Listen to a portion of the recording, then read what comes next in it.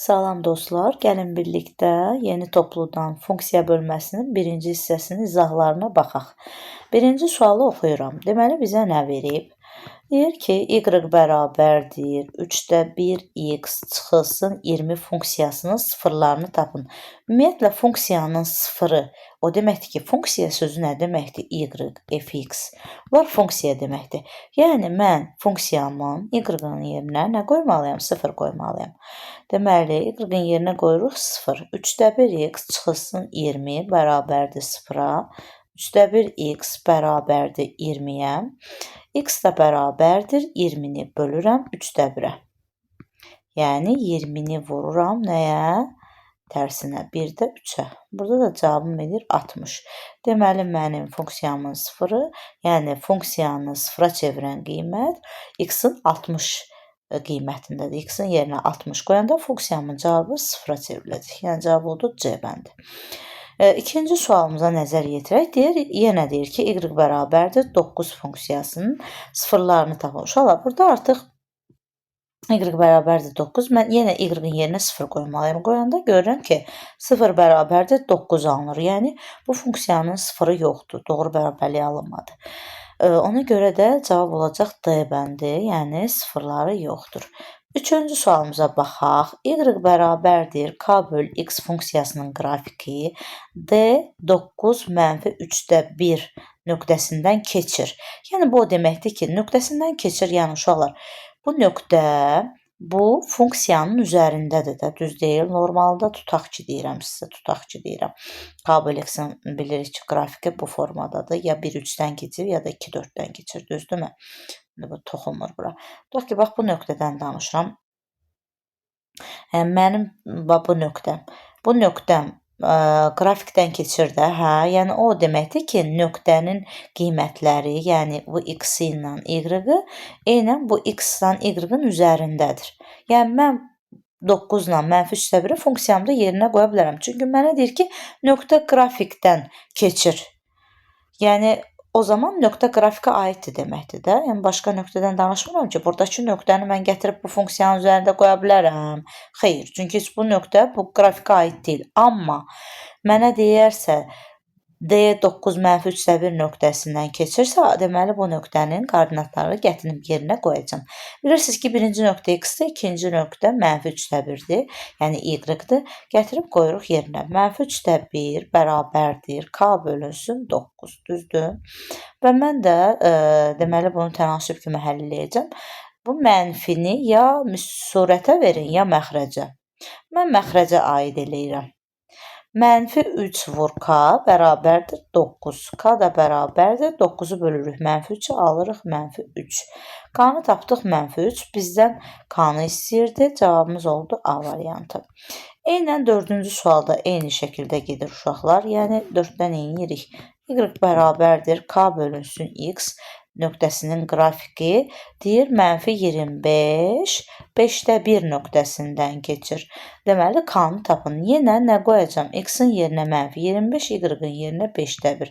5-də 1 bərabərdir. K bölünsün mənfi 25. O da çarpaz vursaq 5k bərabərdir mənfi 25-ə. K da bərabərdir mənfi 5. Cavab da oldu B variantı. 5-ci suala baxırıq. 5-ci sualda k-nın hansı qiymətində y bərabərdir k çıxılsın 2 bölünsün x funksiyasının qrafiki yenə deyir A mənfi 3 mənfi 7 nöqtəsindən keçir. Yəni mənim x-ım mənfi 3-dür, y-ım mənfi 7-dir. Eyni şəkildə bir də deyirəm, nöqtə düz xəttin üzərindədir. Nöqtə qrafikdən keçir. Yəni bu o deməkdir ki, x və y-ı gətirib funksiyada yerinə qoya bilərsiniz.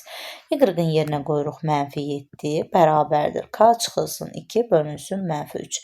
Yenə tənasüb kimi həll eləyərəm. Mənfi 7-ni mənfi 3-ə vuraram. 21 bərabərdir. K çıxılsın 2. Mən nədəni ki, çıxsam 21 eləyər? Təbii ki, 23-dən. Və K-mız 23-dür. Yəni 5-də oldu cavabımız D variantı. Keçirik növbəti 6-cı sualımıza. 6-cı suala baxsaq, bucaq əmsalı. Bucaq əmsalı nə deməkdir? K mənfi 0,4 xətti funksiyası. Xətti funksiya nə idi? Kx plus b. Aha, qrafiki A -2.5, 2.6 nöqtəsindən keçir. Deməli, yenə bu x-dir, bu y-dir. Nələri verib qoyacam yerinə? Y-in yerinə qoyacam 2.6 bərabərdir. Sonra k-nın yerinə verib də -0.4 vurulsun. X-ımı da verib -2.5, üstə gəlsin b. 2.6 bərabərdir. -0.4-ü vururuq 2.5-ə. 25-i 4-ə vurun 100. Vergüldən sonra 2 rəqəm, o 2 sıfırı silir, alınır 1. 1 üstə gəl b. Buradan da alınırıq ki, b bərabərdir. 2.6-dan 1-i çıxacaq, nə alacaq? 1.6. Deməli, b-miz də 1.6-dır. Və biz demişik ki, funksiyanı yazanda təbii ki, dəyişənlər qalmalıdır. Yerinə k ilə b-ni qoymalıyıq da parametrləri. K-mızı nə vermişdi? -0.4 vur x. Üstə gəlsin b. B-miz də nədir? 1.6. Yəni, əslində bizə bu nöqtəni b-ni tapmaq üçün verib. Biz o nöqtənin köməkliyi ilə b-ni tapdıq.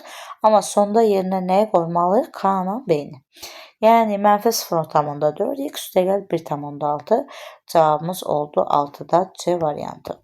Keçirik növbəti 7-ci sualımıza. Bizə deyir ki, hansı xətti funksiyadır? Birinci A bəndinə baxaq. 1 bölü x üstə gəl 5. Uşaqlar, bizim xətti funksiyamız hansı formada olmalıdır? Kx plus b. Yəni, bizim x-ımız surətdədir. Burada məxrəcdir. Deməli, bu deyil. B bəndinə baxın. X üstə gəl 1 bölü x. Eynən burada da götürə bilmərik 1 bölü x-ə görə. C bəndində x kvadratı görürəm hətta. Kvadrat yox, x olmalıdır. Hətta 1 bölü x olmaz. D bəndində də yenə 1 bölü x var. Olmur. Deməli, cavab Y variantı olacaq. X bölünsün 5 üstə gəl 3-də 1. Surətimdədir x. Yəni, bu 5-də 1 x plus 3-də 1 deməkdir. Elə bil 5-də 1-imiz k-dır, b-də 3-də 1-dir. Sud x-imiz haradadır? Surətdədir. Ona görə də cavab oldu Y variantı. Seçirik yeni 7-də. Keçirim 8-ci suala. 8-ci sualda qrafik sualdır. Baxaq. Bizə gördüyünüz kimi bucaq verib. Biz demişdik ki, absis oxunun müsbət istiqaməti ilə qrafikin əmələ gətirdiyi bucağın tangensi k-ya bərabərdir. Yəni, k bərabərdir tangens alfaya. K bərabərdir tangens 60 dərəcə. Tangens 60 dərəcədən qiymətini yazacaq. Kökətdə 3.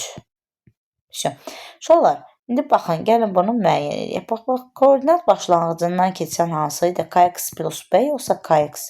Təbii ki, kx, çünki b orada sıfıra çevrilir. Koordinat başlanğıcından keçirsə, b-vi sıfırdır. B y-oxunu kəsən nöqtə idi. Gətirib k-nı qoyacam yerinə. Kökətdə 3 vur x. Deməli, cavabımız oldu. Yəni, bu bucağı bizə niyə görə vermişdi? K-nı tapmaq üçün vermişdi. Tapıb qoyuruq yerinə. Cavab oldu Y variantı. Keçirik 9-cu suala. 9-cu sualda mənə nə verib?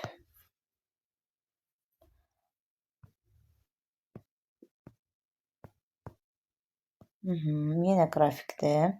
Və gördüyünüz kimi absis oxunun müsbət istiqaməti ilə əmələ gətirdiyi bu bucaq nə demək idi? Tangens alfa y bərabərdir. Tangens 120 dərəcənin y deyirəm k bərabərdir.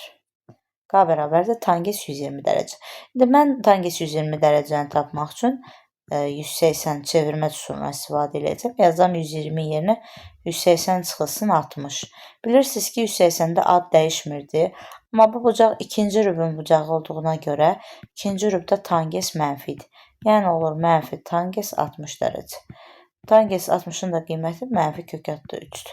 Deməli, qrafiki yazaq. Y bərabərdir qrafikin funksiyası y bərabərdir kx olacaq mənfi kökətdə 3x. Yəni 9-da oldu cavabımız C variantı. Növbəti 10-cu sualıma keçid eləyirəm. 10-cu sualımda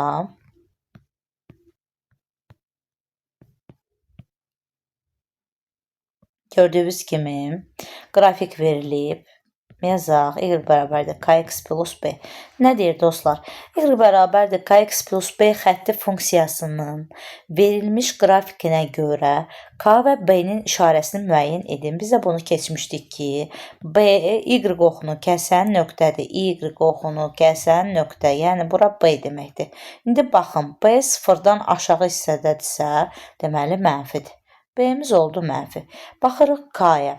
Əgər sənin K-n absis oxunun müsbət istiqamətini işarələyirsən, grafikə qədər, grafikə çatanda stop elə. Deməli, bucağın bir tərəfi budur. Buradan gedirsən yuxarıda, bucağa bu nə deyirik? Bu grafikə çatanda dayanırıq. Necə bucaq oldu? İti bucaq. Əgər alfa itidirsə, K-vızda müsbətdir. Ya da uşaqlar demişdim ki, yuxarı yarım müstəvidə birinci, yəni ikinci rübdə fikir verirsiniz. Birinci, ikinci rübə, yəni şimal-şərqə doğru gedirsə, müsbətdir. Şimal-qərbə doğru gedirsə nədir? Mənfidir. Bu da olacaq nə? Təbii ki, müsbət. K-vız müsbət, B-viz mənfi. K müsbət, B mənfi hansı variantdadır? B variantında. 10-cu oldu B variantı. Növbəti sualımıza keçid edirəm. 11. 11-i də eyni şəkildə baxın yenə. Baxın, Y oxunu kəsən nöqtə B idi. Deməli, B-miz nədir? Müsbət. İndi baxaq bucağa. Bucaq gördüyünüz kimi kordur. Ona görə K-mız olacaq mənfi. B müsbət, K mənfi, D variantında əks olunub. Deməli, cavabımız oldu D variantı.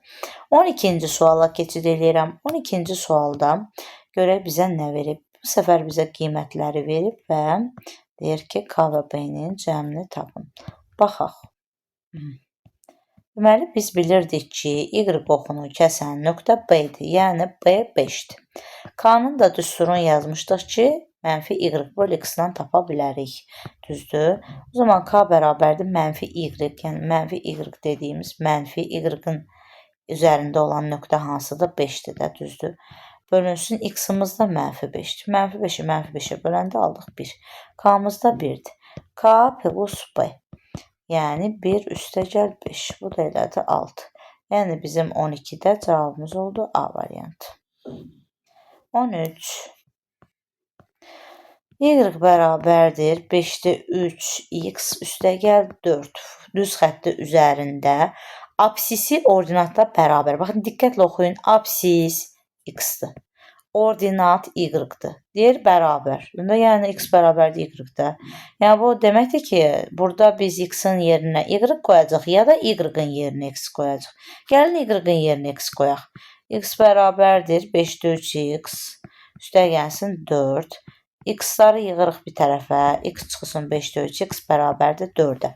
Deməli 5-də 5-dən 5-də 3-ü çıxırıq, alırıq nə? 5-də 2X bərabərdir 4. X-i tapmaq üçün 4-ü bölürük 5-də 2-yə. Yəni 4-ü vururuq 2-də 5-ə. 4-ü böldük 2-yə, 2 elədi. 2-ni də 5-ə vurduq 10. X tapdıq 10. Düzdür uşaqlar. Bax, tapdıq ki, X bərabərdir 10.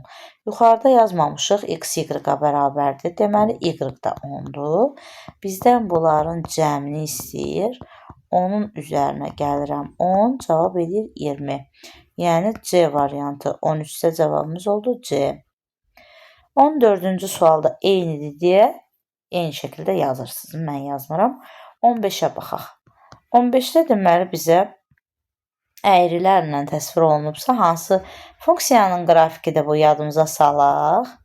Hansı funksiyanın qrafikidir? K bölünsün X-in, yəni tərs mütənasib asıllıq. Gedirəm, cavablara baxıram. Bax, Y bərabərdir X kvadratdır, xeyr. B bəndidir təbii ki, Y bərabərdir 1 böl X. Görürsünüz, X məxrəcdədir, K-nın da yerində 1 dayanıb. C bəndi KX plus B funksiyasıdır, düz xəttdə olmalıydı. Köşaltı X funksiyasının qrafikini başqa formadadır. 2 üstü X da üstü funksiyadadır, yəni belə deyil. Bu tərs mütənasib asıllığın qrafikidir. Ona görə də B variantı doğru əks olunub. Cavabımız oldu burada B 15-də. İndi keçəcəyik növbəti səhifəmizə, yəni 16-ya. Baxaq. 16-da da yenə qrafiki təsvir eləyək. Gördüyünüz kimi əyrilərdir, tərs mütənasib asıllığın qrafikləri verilib. Bunu digər rəngdən çəkək. Eyni olmasın. Aha. Uşaqlar, baxın, bura yazıb ki, Y bərabərdir K böl X. Burada yazıb Y bərabərdir K böl X. Bura yazıb Y bərabərdir B böl X. Burada yazıb y bərabərdir b bölü x. Bu qrafiki öyrənən uşaq yəni bilməlidir ki, təbii ki, k müsbət olanda biz demişdik birinci, üçüncü rüblərdən keçir. Mənfi olanda 2, 4-dən keçir. Amma bilməyən, məsələn, axtarır da, baxır ki, bu k bölü x eyni funksiyadır. Yəni, bu bir funksiyanın qrafikidir də. Onda gəlin y bərabərdir k bölü x-dan. K-nı tapaq. K nəyə bərabərdir? X vur y, düzdürmü? K-nın işarəsini axtarırıq axı, ona görə K-nı tapdıq buradan. Çarpaz vurduq. Baxıram ki, burada, bu hissədə, baxın burada, birinci rübdə, K aid olan hissədə. X-ım müsbətdir, Y-ım da müsbətdir. Müsbəti müsbətə vuranda K nə alacaq? Müsbət. Gedirəm, indi bu K bir də haradadır? Bu da 3-cü rübdə. Baxıram, X-ım nədir? Mənfi. Y-ım nədir? Mənfi. Mənfini mənfiyə vuranda yenə nə alacaq? Müsbət. Deməli, tapdım ki, K müsbət imiş elə. Eyni şəkildə tətbiq eləsəz, görəcəksiniz ki, burada baxın, y-ımız müsbətdir, x-ımız mənfidir. Müsbəti mənfiyə vuranda mənfi eləyəcək. Eynən digərində də, 4-cü rübdədə. Deməli, b də olacaq mənfi. Yəni, k müsbət, b mənfidir. Hansı bəndədir o? C variantında təsvir olunur. İndi keçirik 17. 17-də də artıq dediyimdən yəqin ki, məlum olarsa, ikinci, dördüncü rüblərdən keçib qrafiklər. Deməli, həm k-vız da mənfi olacaq, b-viz də mənfi olacaq. Yəni, hər ikisinin mənfi olduğu variantı seçirik. 17-də cavabımız olur A bəndi. Keçirik 18-ci suala. 18-ci sualda mənə deyir ki, A mənfidir, B mənfidir, modulda A B-dən kiçikdir. A-nın B-dən modulu kiçikdir. Y bərabərdir AX, Y bərabərdir BX təbii ki. Deyir, bu funksiyaların qrafikləri necə yerləşmişdir. İndi biz onu rahatlıqla sizinlə qura biləcəyik.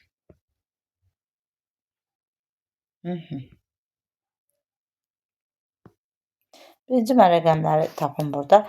A mənfidir, B mənfidir. Burada da modulda əgər modulları kiçikdirsə, yəni mən bura belə başa düşürəm ki, mənfi 2, mənfi 3 qoymalıyam ki, mənfi 2 modulu 2 eləsin, mənfi 3-ün modulu da 3 eləsin ki, 2 3-dən kiçik olsun. O zaman deməli A tutaq ki, deyirəm də, mənfi 2-dir, B-dən mənfi 3-dür tutaq ki.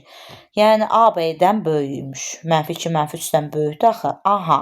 Deməli A B-dən böyükdürsə, A-nın yaratdığı bucaq da B-nin yaratdığı bucaqdan böyük olmalıdır. Çünki biz bilirdik ki, K nəyə bərabər idi? Tangens alfayda, düzdür uşaqlar. Tangens funksiyası artan funksiyadır. Yəni tangensin 100-dəki qiyməti tangens 100 ilə tangens 120-ni müqayisə eləsəz, tangens 120 daha böyük olacaq. Yəni böyük bucaqda böyük qiyməti verir. Ona görə də mən qrafiki rahatlıqla quracam. Heç bir qiymət qoyub yerinə hesablamadan. Bax, A mənfi 2-dir, B mənfi 3-də, düzdür. Deməli, mənim qrafikim hansı rüblərdən keçməlidir? Bizim K-mız da axı bu. Yəni, mənfidir, mənfidir. Mənfi olanda hansı rüblərdən keçirdi? İkinci, dördüncü rübdən. Yəni, mən 2 dənə belə qrafik çəkirəm. İkinci, dördüncü rübdən keçirəm. Biri budur, biri də budur. İndi bunun hansı AX-dır, hansı BX-dır? Deyim sizə. A B-dən böyük olduğuna görə, deməli, A-nın yaratdığı bucaq, görürsünüz, daha böyük olmalıdır B-nin yaratdığı bucaqdan. Düzdürmü? Ona görə də bura AX olacaq, bura isə BX olacaq. Yəni, artan funksiya olduğuna görə normalda Y bərabərdir dedik axı KX-a. Bizdə indi K-nın yerində AB dayanır. Mənim A-nın qiyməti B-nin qiymətindən böyük olduğuna görə A-nın yaratdığı bucaq da B-nin yaratdığı bucaqdan daha böyük olmalıdır. Ona görə də bu AX oldu, bu BX oldu. Yəni, cavabımız oldu Y variantı. Belə. Keçirik 19-a. 19-cu sualda baxacaq. Sabit funksiya F1, F3. Sabit funksiya nə idi? Yadımıza salaq. İndi yadımıza salacaq. F64-ü tap. Əla sualdır. Deyir ki, bax, sabit funksiya buydu. Məsələn, Y bərabərdir, tutaq ki, B. Bu deməkdir ki, X-a mənfi 2 də versən, bura mənfi 2 də. Y, cavabım B olacaq. Bir də bax B. X-a 1 də versəm, yenə cavabım B olacaq. Y B olacaq. X-a 3 versəm, yenə Y-ı B alacam. Yəni X-la Y-ın asılılığı yoxdur. Hamısının cavabı eynidir.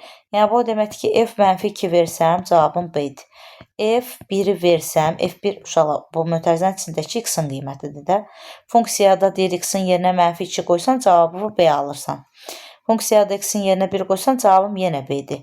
Funksiyada X-in yerinə 3 qoysan, cavabın yenə B-dir.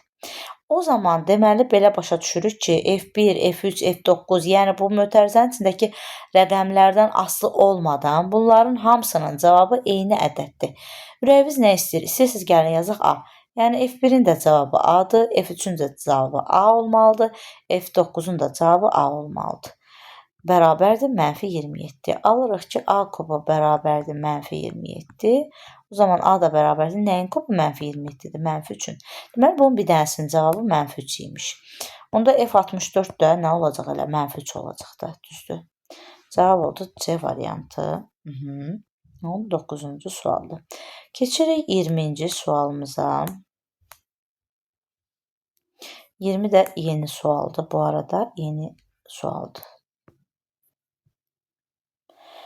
Fx bərabərdir. A çıxılsın 3 vur x kvadratı üstə gəl. B çıx 4 vur x üstə gəlinsin 2a üstə gəl 3b. Sabit funksiyası. Sabit funksiya, yəni y x-dan asılı deyil. X y-dan asılı deyil. Tamam. Axı mən baxıram ki, bu funksiyada y x-dan asılıdır. Amma mənə deyir ki, sabit funksiyadır. Deməli, burada o x-lar yox olmalıdır. O x-ların yox olması üçün qarşısındakı əmsalları nəyə silməliyəm? 0-a. Deməli, A çıx 3 əgər 0 olarsa, A bərabərdir 3. B çıx 4 də 0 olarsa, mənim funksiyam olacaq nə gözəl funksiya. Təbii ki, sabit funksiya olacaq. Düz deyil? Əla. Yəni, belə başa düşürəm ki, mən A-nın yerinə 3 qoysam, bu da gedir. B-nin yerinə 4 qoysam, burada gedir. Yəni, mənim funksiyam olur nə? 2A üstə gəlsin 3B. Bizdən də F A üstə gəl B-ni istəyir. Yəni, mən nə qoymalıyam burada? X-ların yerinə, X-lar dediyimiz, yəni artıq burada X qalmadı zaten uşaqlar. Nə qaldı? Bu qaldı. Düz deyil? X-lar zaten qalmadı da. Çünki A-nın yerinə 3 qoydum, getdi. B-nin yerinə 4 qoydum, getdi. O zaman elə burada mən qoyacam 2 vur 3, üstə gəlsin 3 vur 4, bərabərdə 18. Uşaqlar, deyirsiniz ki, burada müəllim niyə A plus B qoymadı X-a? Çünki zaten bayaq yuxarıda da gördünüz ki, biz dedik ki, bu içəridəki qiymətlə cavabın heç bir əlaqəsi yoxdur. Yəni, buranın hansı rəqəmi qoysam, F1-in də cavabı -3-dür, F3-ün də cavabı -3-dür, F64-ün də cavabı -3-dür. Ona görə burada nə yazırsa yazsın, sən buradakı cavabın eyni alacaqsan. Mən də A ilə B-ni zaten yuxarıda tapmışdım. A-nın yerinə 3 qoydum, B-nin yerinə 4 qoydum, cavabı aldım 18.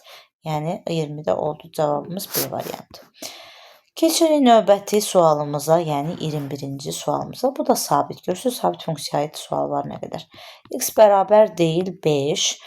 Fx bərabərdir kx plus 5 bölünsün 5x çıx 25. Sabit funksiya, sabit funksiyadır. K üstə gəl, sualımızı yuxarıdan yazıq. Bizdən istəyir ki, K üstə gəl F2 cəmini tapın. Uşaqlar, baxın görürsünüz, yenə Y x-dan asılıdır. Axı, bayaq dediyi sabit funksiyada da asılı olmamalıdır. Deməli, burada x gedəcək və onu mən ixtisar aparmalıyam. Amma necə? Birdən belə elirsə, çox uşaqlar var həqiqətən də, təəssüf ki, adlarını çəkmirəm kimlərdir. Yəni, bilirlər. Belə ixtisar eləyənlər var. Olmaz. Yəni, mən burada vuruq yaratmalıyam ki, ixtisar apara bilim. Gəlin, baxaq. Deməli, aşağıda bir ortaq vuruq görürəm. 5.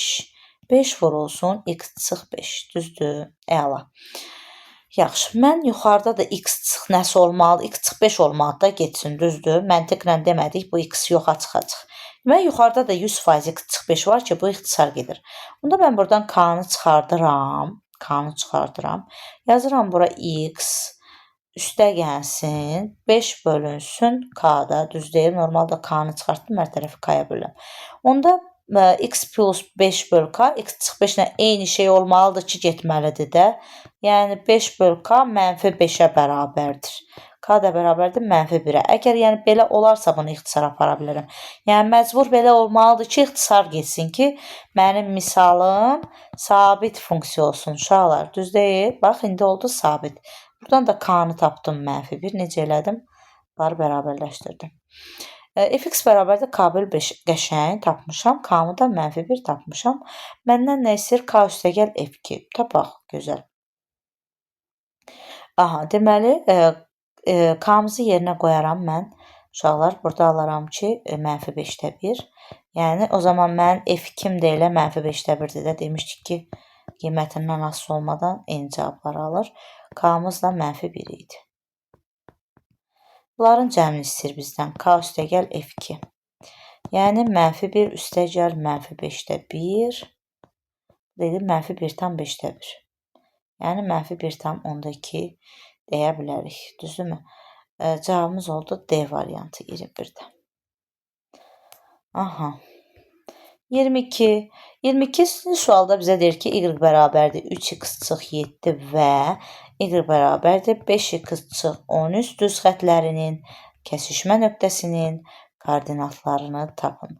Uşaqlar, funksiyanın kəsişmə nöqtəsinin koordinatları o deməkdir ki, bu nöqtə həm mənim bu funksiyama aiddir, həm də bu funksiyama aiddir. Yəni, hər ikisinə aiddir də, düzdür. Yəni, bu kəsişdiyi nöqtədə ikisi də eyni şərti ödəyir.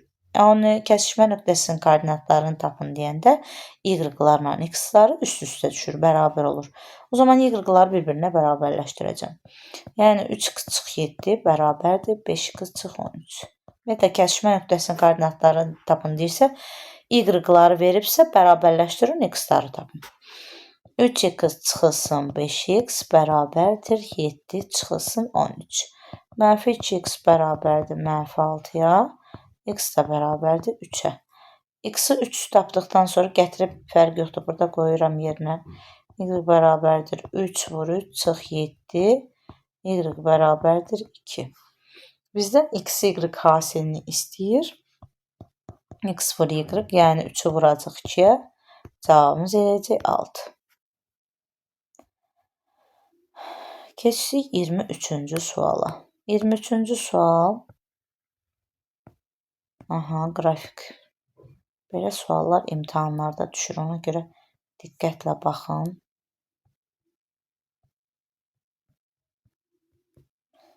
Yyirmi 18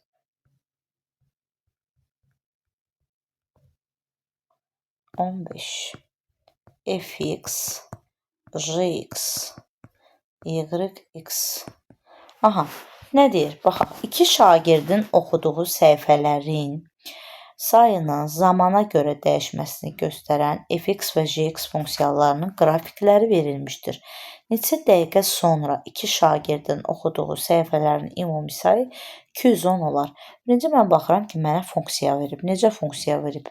Kx. Koordinat başlanğıcında da düz deyil. Deməli, yazaram ki, fx bərabərdir kx-a, jx də bərabərdir kx-a da. İndi onların hər birinin, ona görə fərqləndirmək üçün k1, k2 yazacağım. Jx də bərabərdir olsun k2x. İkisində də k eyni şey deyil çünki. Gəlin birinci k-nı tapaq.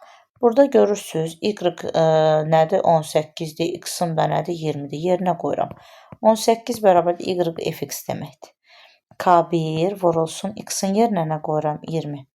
O zaman K1-i tapdım ki, 18 bölü 20, yəni 0,9. Eyni şəkildə ikincidə də yenə jx-im nədir? Jx-im baxın, jx 15 bərabərdir. K2 vurulsun, x-imiz nədir burada? 30. K2 də bərabərdir, 15 bölünsün 30, yəni uşaqlar 2-də 1, 0,5. İndi yerinə qoymalıyım da, təbii ki, demişik, k-ları tapandan sonra yerinə qoyun. Fx bərabər olur 0,9 x-a, f deyirəm. Jx isə bərabər olur 0,5x. Düzdür? Əla. Mənə deyir, neçə dəqiqə sonra 2 şagirdin oxuduğu səhifələrin ümumi sayı 210 olar. Ümumiyyətlə, səhifələrin sayı hansıdır? Səhifələrin sayını bura yazıb da. Yəni, bu fx ilə jx səhifələrin sayıdır. Yəni, mən bunları toplamalıyam. Çünki deyir, ikisinin də cəmi. Ona görə yazırıq nə?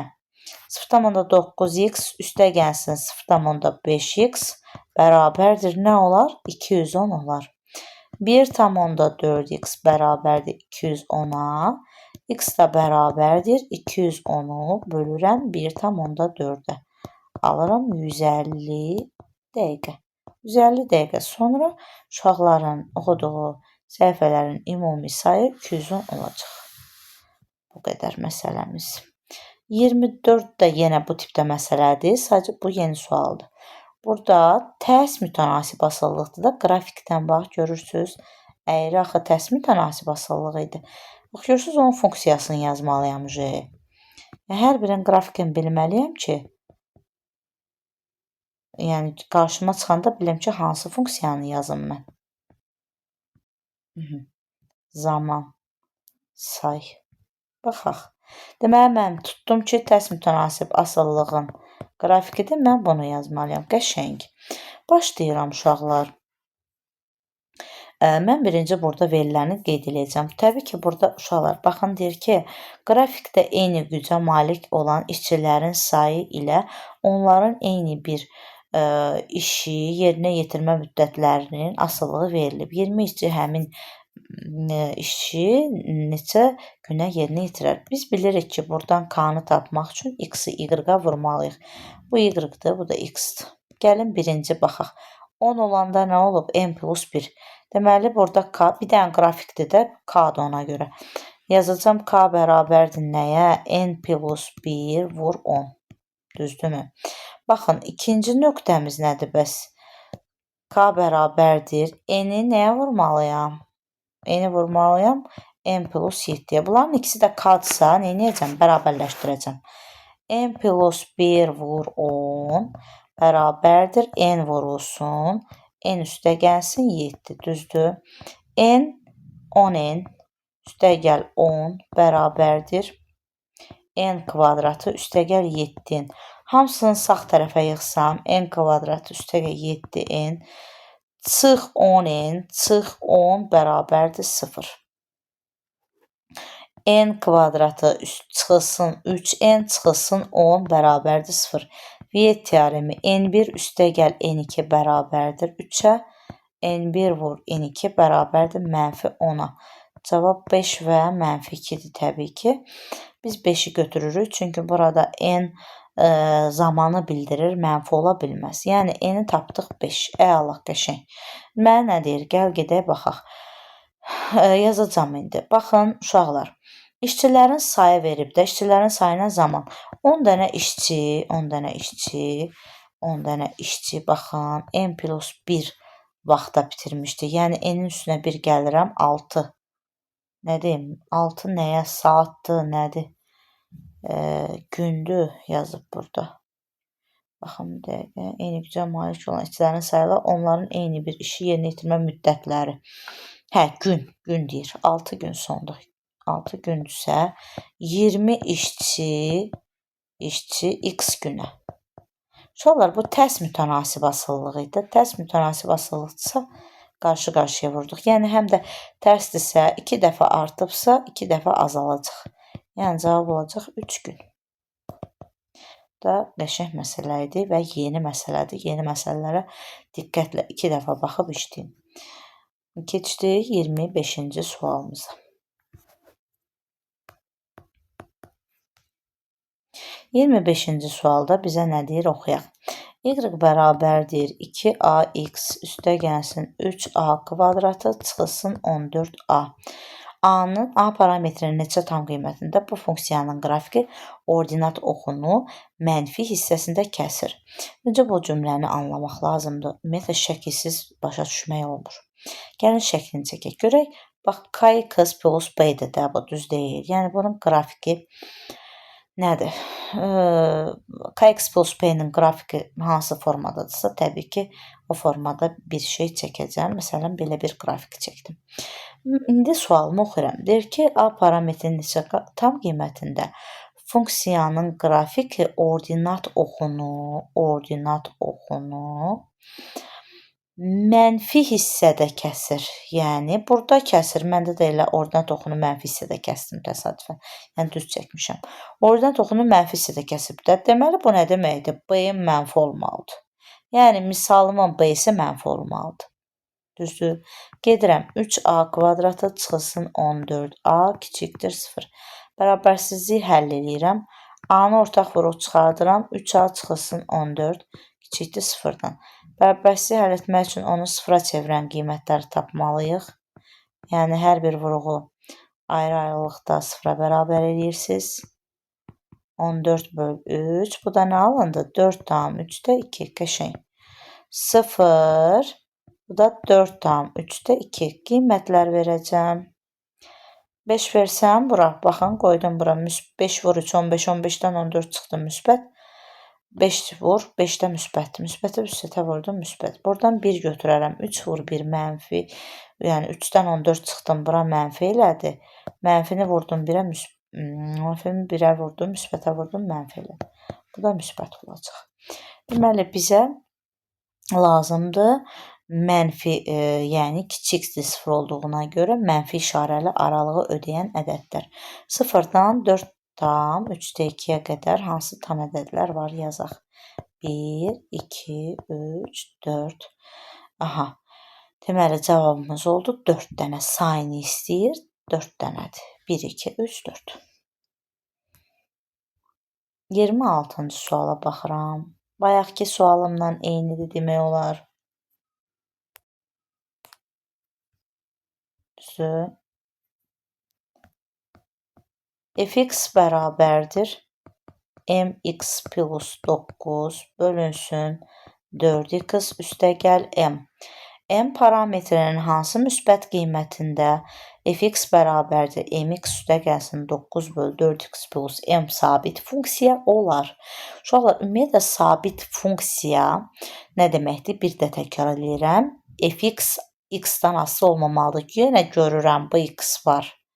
Mən burada elə bir şey yaratmalıyam ki, mənim x-larım neynəsin? İxtisar getsin. Yenə bacaraq ki, x-ları ortaq vuruq. Yəni, ortaq vuruq yaradaq ki, getsin. Baxaq, neyləyə bilərik? Mən, deməli, x-ları qabağını belə ortaq vuruq çıxardıram qarşısındakı ədədləri. M-i çıxartdım, tutaq ki, buradan. X üstəgəl 9 bölü M olacaq da, M-ə bölürəm.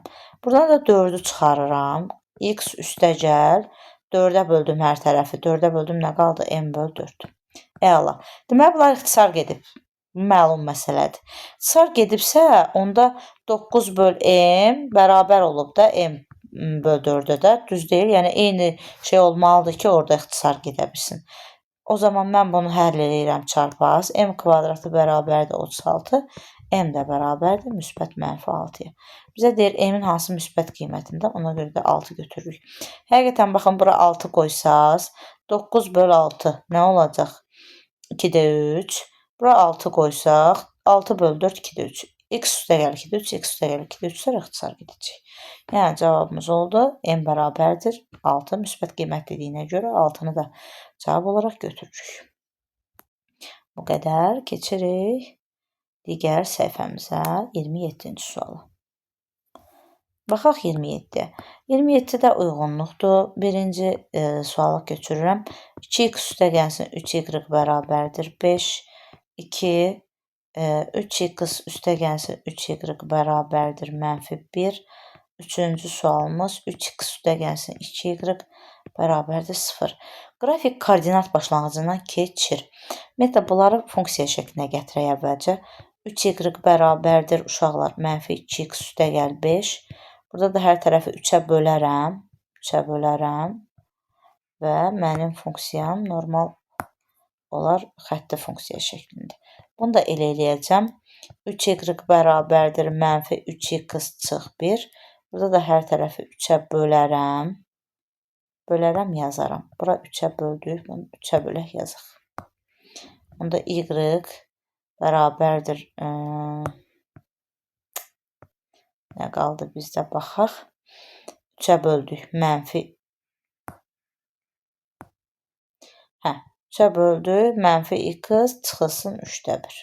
Düzdürmü? Bəli. Burada da aldıq ki 2y bərabərdir mənfi 3x. Yəni y bərabərdir 2-yə böləndə nə alacam? Təbii ki y bərabərdir mənfi 1/5x. Əla. İndi suallara rahatlıqla cavab verə bilərəm. Qrafik koordinat başlanğıcından keçir. Koordinat başlanğıcından keçmək üçün B-si 0 olmalıdır. Bu misalın B-si yoxdur. Deməli, bəli, 1, 2, 3. Üçüncüyə getdi. A bəndi, düzdürmü? Getdi. Bucaq əmsalı mənfi 1/5-dir. Bucaq əmsalı mənfi 1/5-dir. Bəli. Burada getdi B bəndi. Yəni, birinci sualımız, üçüncünün cavabını tapdıq A, B. Qrafik 1-1 nöqtəsindən keçir. Yəni, o deməkdir ki, x-in yerinə 1 qoyanda y-da 1 olsun. Gəl A variantına yoxlayaq. 1 qoydum. Mənfi 3/2-ni 1-ə vurdum. Mənfi 3/2. Mənfi 3/2-nin üstünə 3/5 gəlin. Nə edir? 3-də 3, üstə 1 deməkdir də. 1 qoyanda 1 alınır, düzdür. Birinciyə C bəndi gedir. Ondan sonra apsis oxunun müsbət istiqaməti ilə 135 dərəcə. Yəni, misalın deyir, tangensi 135 dərəcədir, bucaq əmsalı. Tangens 135-də mənfi 1 deməkdir. K-sı mənfi 1 olan hansıdır? İkincidə. Demək, ikinciyə getdi D. Qrafiki mənfi 1, 3-2 nöqtəsindən keçir. Baxaq görək. Varmı elə bir variantımız bizim? Baxaq. İkincidə yerinə qoyuram. X-in yerinə qoyuram mənfi 1. Mənfi 1. Qabağında da bir dənə mənfi var oldu. Müsbət 1. 1-dən 3-də 1 çıxanda nə edir? Uşaqlar 3-2 düzdür. Getdi bura Y bəndi. Və 1-ə C, 2-ə D, 3-ə AB olacaq. Bu formada. 28 fərqlidir. 28-də yazacağım. Aha, bu rahatdır. Kx plus b funksiyasının qrafiki birinci. Deyir k böyükdür 0, b böyükdür 0. Qabağından tez qrafiki çəkərəm. K-sı müsbət, b-si də müsbət, k-sı da müsbətsə itibcıq budur. Çox uzatdıq. Olsun. İkinci. K-sı mənfi, b-si mənfi. Onda bu da aşağıdan keçəcək və kör bucaq əmələ gətirməlidir. Görürsünüz, k-sı mənfi, b-si mənfi. Üçüncüdə isə deyir, k-sı 1-dir və b-si 0-dır. B-si 0-dırsa koordinat başlanğıcından keçir. Yəni, kx olmalıdır da. K-nın yerinə də 1 qoysam olur, y bərabərdir x. Yəni, bu tənbölən olacaq. Bax, bu formada olacaq. Gəlin, indi baxaq. Deyir ki, A bəndində 1 və 3-cü rüblərin tənbölənidir. Bəli, tənböləndir. Yəni, yarıya bölür. Çünki y x-a bərabərdir axı. Yəni, 5 qoysam 5 olacaq, 4 qoysam 4 olacaq. Tən ortadan yarıya böləcək. Ona görə bizim üçüncümüzə getdi A bəndi uşaqlar. Keçirəm ikinci B-ni oxumağa. Deyir, qrafik 1, 2, 3-dən keçir. Birinci rübdən keçib, ikinci rübdən keçib, üçüncü rübdən keçib. Bəli, yəni o birinci varianta aiddir B. C bəndinə baxıram. 2 və 4-ün tənbölənidir. İkinci və 4-cü rübün tənböləni ümumiyyətlə burada yoxdur. Yəni, gördüyünüz kimi 1-lə 3-ün idi. Ona görə C bəndi yoxdur. D bəndinə baxıram. 2-ci rübdən, 3-cü rübdən, 4-cü rübdən keçib. Bəli, o bizim ikinci sualımızdır. D variantı bura getdi. Apsis oxunun müsbət istiqaməti ilə kör bucaq əmələ gətirib. Təbii ki, kör bucaq əmələ gətirən ikincidir. Yəni, Y variantı da bura getdi. Və 1-ə B, 2-ə D, 3-ə isə A bəndi uyğun oldu. 29 da eynidir. Bu şəkildə özümüz işləyirik. Keçirik 30-cu məsələyə. 30-cu məsələmiz də maraqlı məsələdir. Bu məsələlərə diqqətlə baxaq. Çünki açıq suallarda bu tip məsələlər düşə bilir.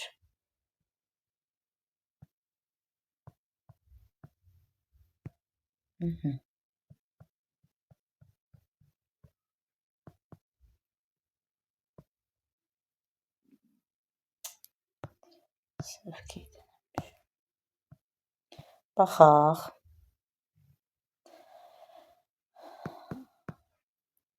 Uşaqlar, oxuyuram. Bu suyun həcmidir. Bura isə saatdır. Okey. Deyir ki, hovuzu doldurmaq üçün istifadə edilən A kranından boşaltmaq üçün isə B kranından istifadə olunur, düzdür? Suyun həcminin zamandan asılılığı verib. Necə asılılıqdır? Düz yoxsa tərs? Təbii ki, düz. Çünki düz xəttdir.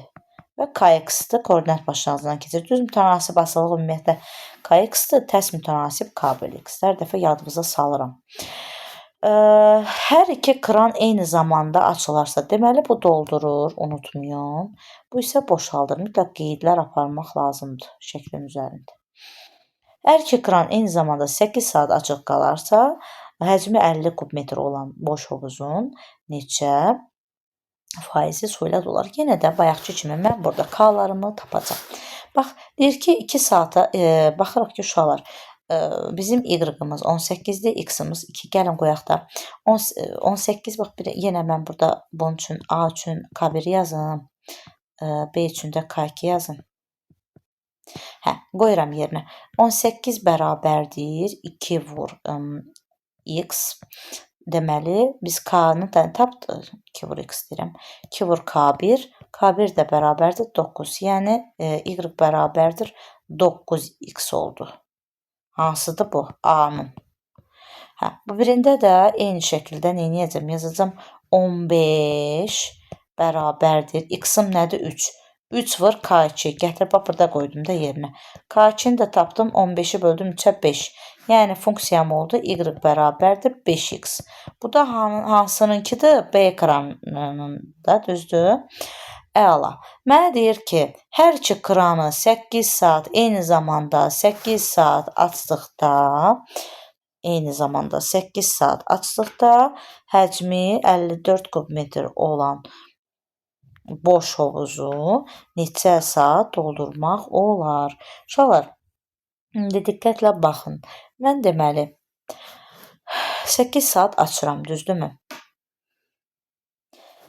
1 saat açdım. 1 saat açdımsa, X-ımın yerinə 1 qoysam, təbii ki, nə olacaq? 1 vur 9.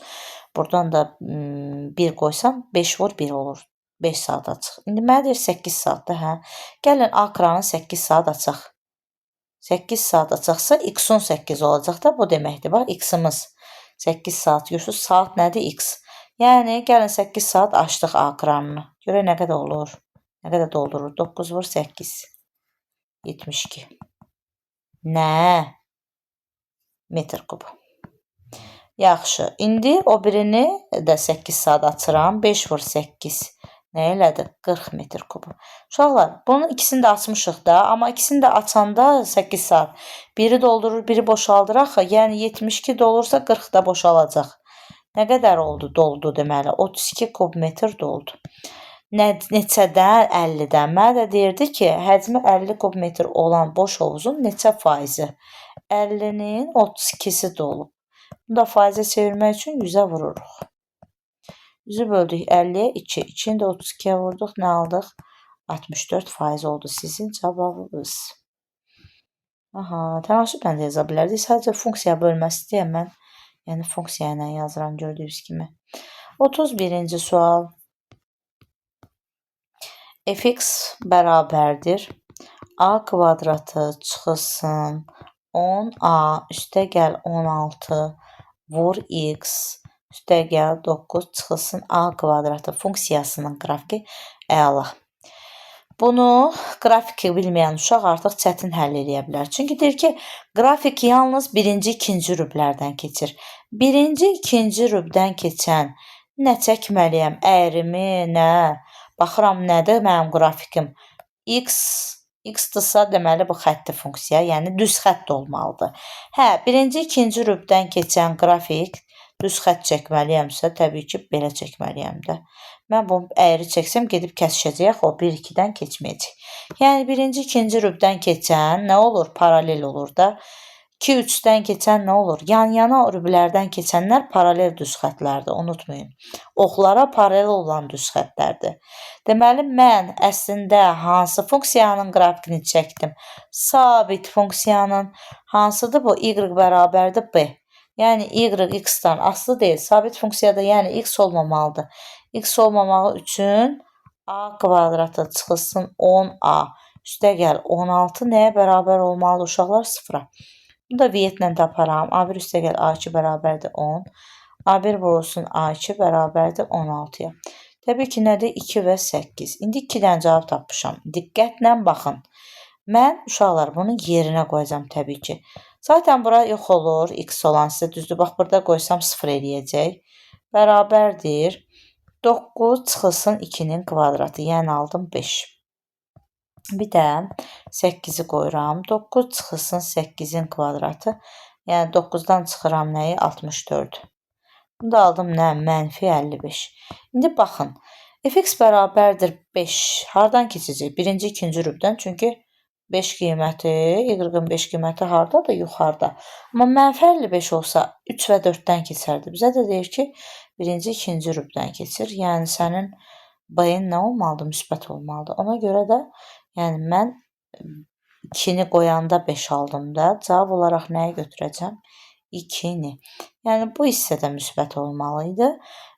Oranı müsbətə çevirən qiymət A-nın 2 qiyməti oldu. Ona görə də cavab oldu 31-də 2.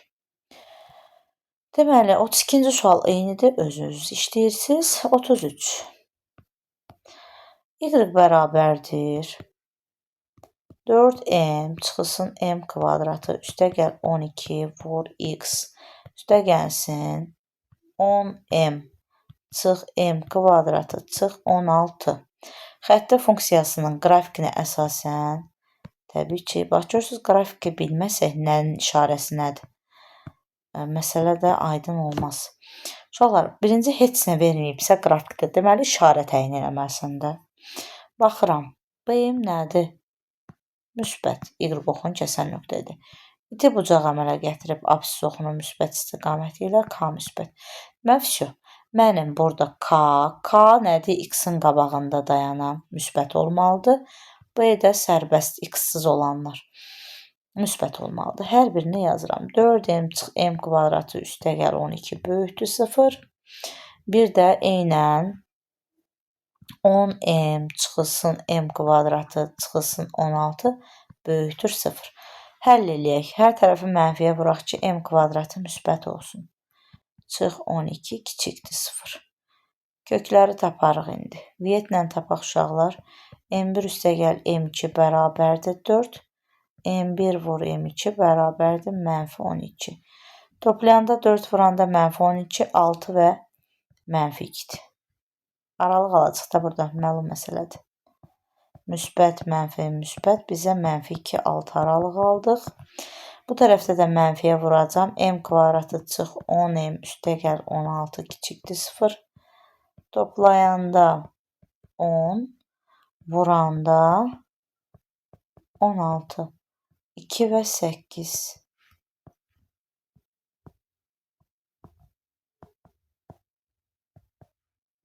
İki və 8 aralıq. Deməli, baxıram indi mən. Mənə nə lazımdır? Təbii ki, hər ikisini ödəyən qiymət. Çünki hər ikisində də M-dir də, düzdürmü? Mənfi 2-dən 6-ya, 2-dən 8 uşaqlar. Ortaq nədir? 2 ilə 6 arası seçirəm. Birində mənfi 2-dən başlayıb, birində 2-dən başlayıb 2-dən seçməliyəm. Hər ikisinə daxil olan. Birində 6-da bitib, birində də 8-də bitib, məcbur 6-da seçməliyəm ki, hər ikisinə daxil olsun. 2 ilə 6 arasında olan ədədlərin cəmisi 4, 5, 3, 4, 5. Bunları da toplayırıq, cavab olur 12. 33 oldu, cavab 12. 34. Qəşəng suallardan biri də 34. F3x çıxılsın 5, üstəgəlsin F2x üstəgəl 3 bərabərdir nəyə? 15x üstəgəlsin 12. Bizdən F5-i istəyir. Aha, bu sualı tapmaq üçün ümumiyyətlə biraz diqqətlə düşünmək lazımdır. Belə deyim də sizə. Fx-i gəlin yazıq. Ümumiyyətlə bizim fx-imiz nədir? Bax, başda bizə o cümləni elə-belə verməyib. Deyir fx xətti funksiya. Yəni sən bil ki, fx kx plus b-dir. Normalda f1 deyəndə x-in yerinə nə qoyub yazırıq? K vur 1 üstəgəl b-də, düzdür? İndi mənə gör nə yazıb? F3x çıx 5. Yəni o deməkdir ki, x-in yerinə get 3x çıx 5 qoy burada. Qoyum da. Əla. f2x plus 3. f2x plus 3 nə deməkdir? Get deyir x-in yerinə, yenə axı sənin f(x)-un kx plus b-dir. Qoy nə? X-in yerinə 2x plus 3. Qoyaq. Və bunların cavablarını yerinə indi qoyacam yuxarıda. f3x çıx 5-in yerinə nə qoyacam? Bax bunu vurub açaq gəlin. 3kx çıx 5k üstə gəl b. Digərində vurub açıram. Üstə gəlsin 2kx üstə gəl 3k üstə gəl b. Bərabərdir nə verib uşaqlar? 15x üstə gəlsin 12. 3kx ilə 2kx-i toplayıram 5kx. Mənfi 5k-nın üstünə 3k gəlirəm. Mənfi 2k üstə gəl b. Bərabərdir 15x üstə gəl 12. Diqqətlə baxın. Diqqətlə baxın. X-in qabağını bərabərləşdirirəm. 5k bərabər olmalıdır 15-ə. Deməli k 3-dür. Və k 3-dür. Sərbəst həddim nədir burada? Mənfi 2k plus b. Sağ tərəfdə də 12-dir. Buradan da k-nı 3 tapırsan, qoy yerinə tez. B də bərabərdir 12-nin üstünə 6 gəldim, 18 aldım. Və hər şeyi tapdım. Deməli, fx bərabər deyil kx plus b. K-nı qoyuram yerinə, b-ni qoyuram yerinə. Funksiyamı tapdım. Məndən f5-i istəyir. f5. f5 o deməkdir ki, x-in yerinə 5 qoy hesabla. 15-in də üstünə 18 gəldim, cavabı aldım 33. Deməli, harada desən səhv eləmişik. Baxaq bir dənə. Bir dəqiqə baxım.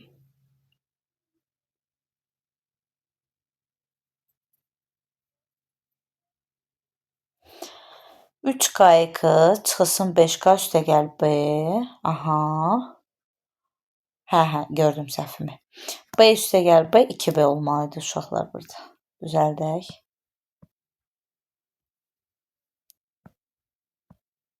Düzdürmü? Onda b 9-dur.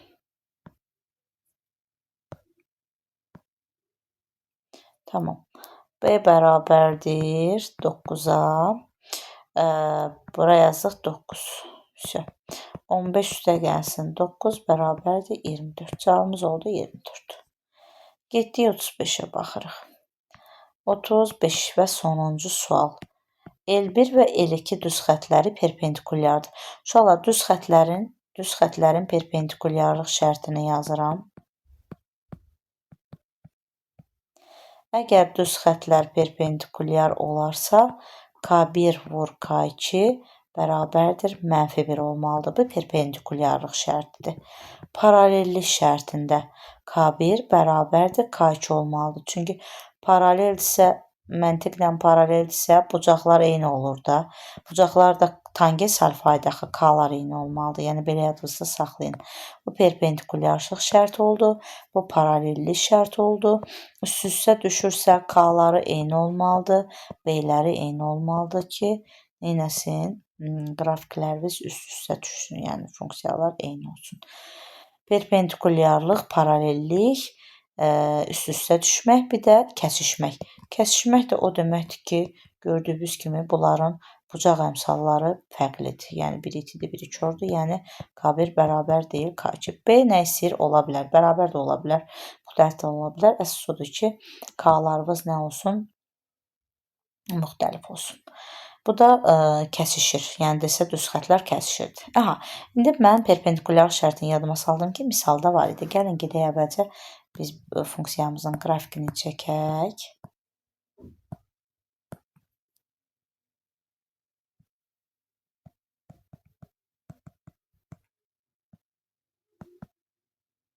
L1, L2. Tamam. Baxıram mən burada nəyə?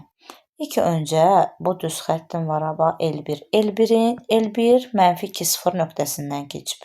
Nöqtənin koordinatı nədir? -2, 0. Bir də 4, 4 nöqtəsindən keçibsə, onda mən bunu qura biləcəm. Çox rahatlıqla qura biləcəm.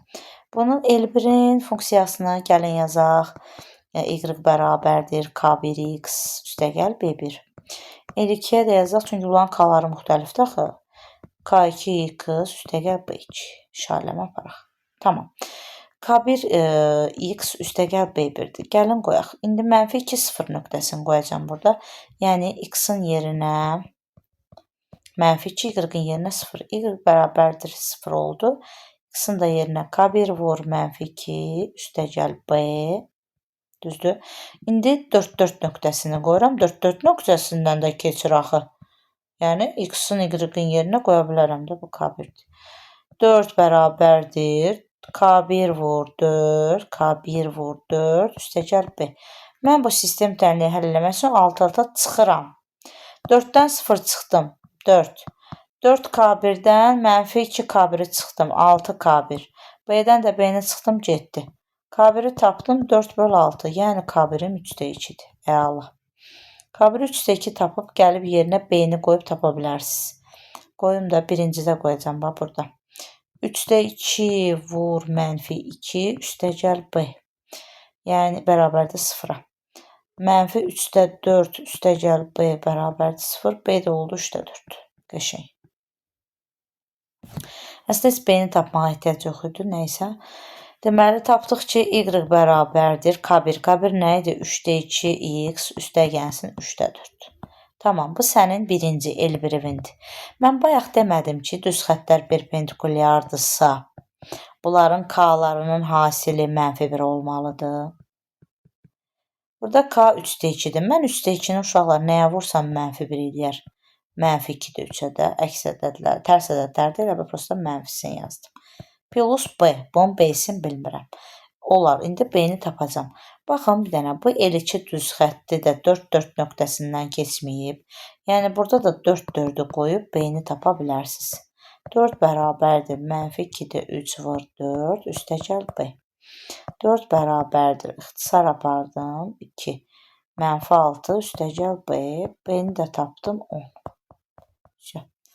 Gətirirəm, burada da B-ni qoyuram yerinə. Deməli, el2 düz xəttinin funksiyası y bərabərdir -2-də 3x üstəgəlsin 10 olacaq. Bu da sonuncu sualımız. Bu qədər.